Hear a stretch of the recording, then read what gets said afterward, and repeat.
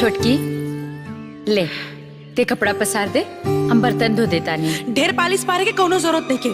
तोहरा के भारी लागता तो छोड़ द, हम कपड़ों पसार ले। जब देखा तब। बड़की जी माई। जा तोरा के माजी बुलावत हैं। हम कपड़ा पसार के आवतानी। अरे बिटिया कोनो जरूरी काम होई, जा धे दा अहीं धे दा जा। छोटको बर्तन मांज के तू ही कपड़वा पसार दिया, ठीक बा?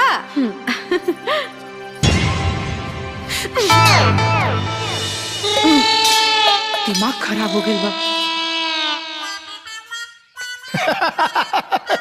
ए सार जी, भूभुन फूटल की बाचल जी। रुक तोरा बहनी के अभी बताओ तानी।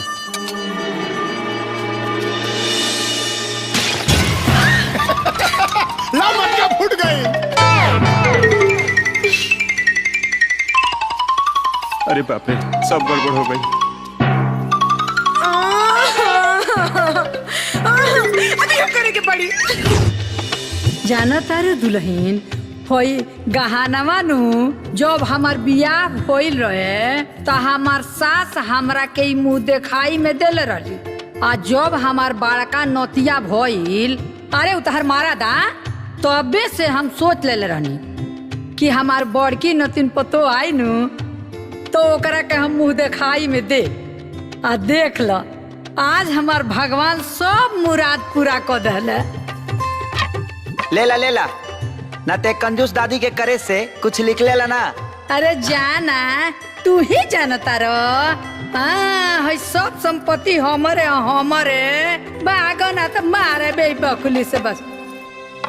हाँ लो दोनों एकरा के संभार के रखी।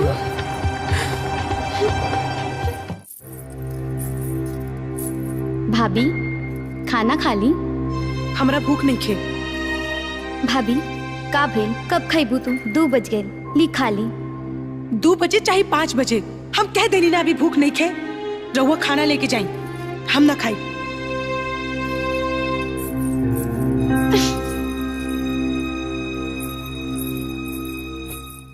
का रे, तोर भाभी ना खली है का? ना काहे? पता ना उनकर मूड काहे खराब बा। अच्छा तो थरिया दे हमरा के जो।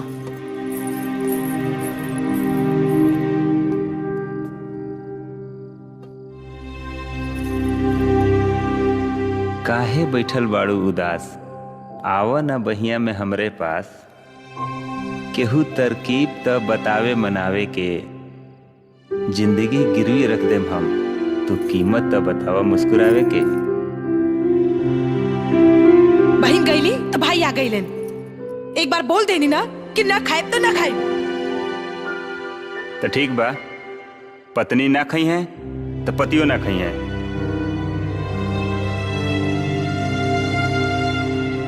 रहुआ काहे ना खाई? चुपचाप खा ली। काहे? तू हमार बात मान लू है कि हम तार बात मानी? ना खाए?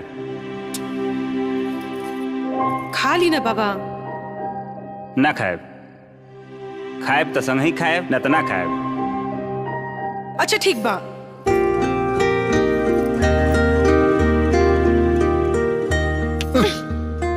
हाथ धो के आइल बानी? ना।